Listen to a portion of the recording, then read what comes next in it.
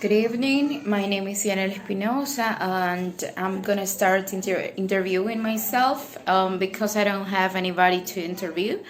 So I'm gonna be the student and the teacher. Um, so the first question says, "What kind of questions do couples ask each other before they get married?" And in my opinion, they are like simple questions. We don't ask too deep questions to our partner when we are in the first stage. So we tend to ask like, what are your hobbies? What do you like to do in your free time? What's your favorite food? What's your favorite color? Things like that, not deep questions. What kind of questions do couple ask each other after they get married? Maybe the question, why don't you tell me this? You're like this and I didn't know. Why don't you tell me this? Maybe. Number 3, do you think that signing a prenuptial agreement could guarantee a lifelong marriage?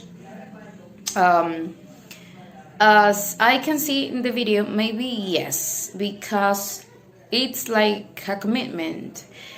And if you want to break that commitment, it's gonna take too much things to do. And if you have a paper, if you already signed something, it's like you have to think very well what you are going to do. Otherwise, you're going to lose everything. It's not the same as if you live together. It's different. But yes, I think it doesn't guarantee a lifelong marriage, but it can help. Yeah. Number 4, if you had to write one rule for a prenuptial contract, which one would be the most important one to be included?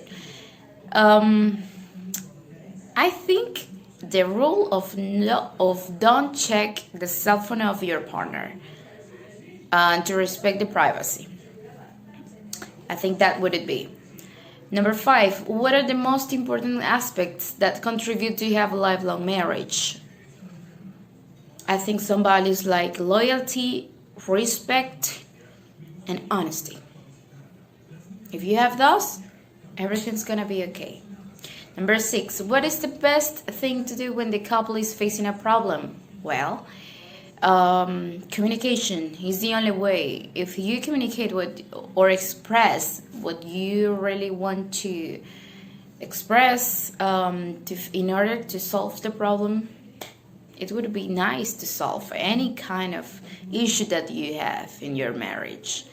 So communicate as much as you want and as much as you can in order to keep a good relationship with your partner.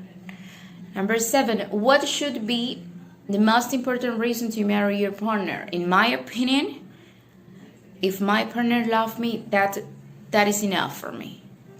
If my partner loves me and if he respects me, that would be enough. Number 8, what is the least important reason to marry your partner? The physical aspect. I don't care about that much.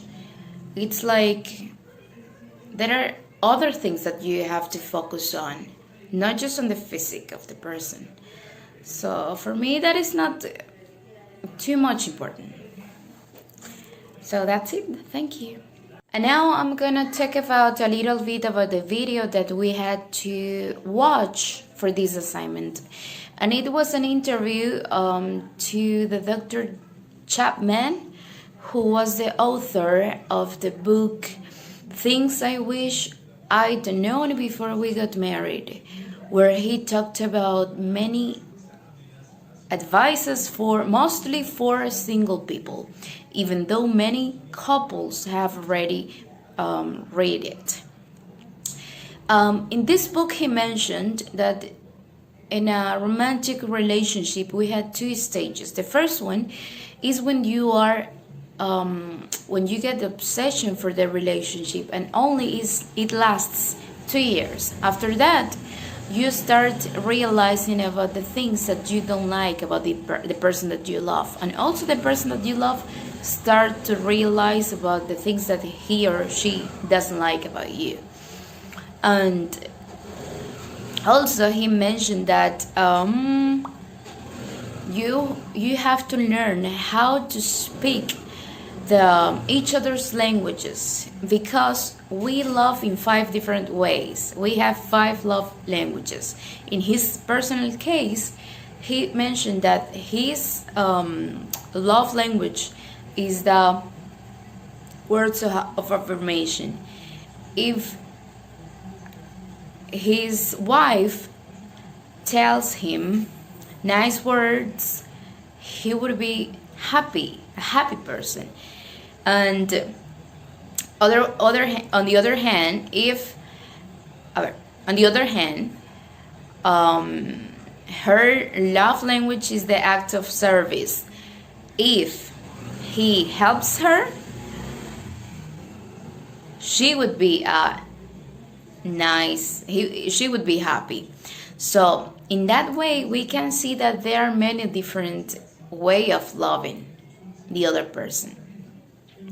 So that's important to conclude this, because he mentioned many different things. But one thing that I would like to mention is that he mentioned that living together is not the same to sign a paper, to sign the prenuptial contract. It's not the same, because if you live together, you know that you are not committed, and anytime, in any way, you can just walk away of that relationship.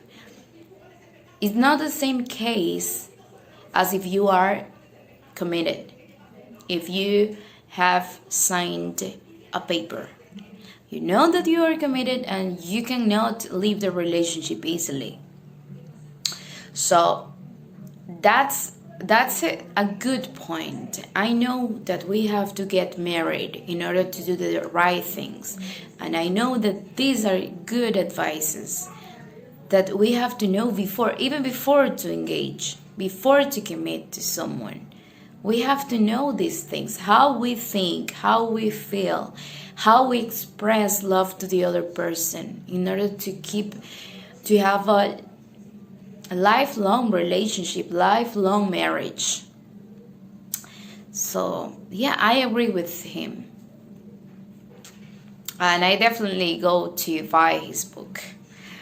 Thank you so much.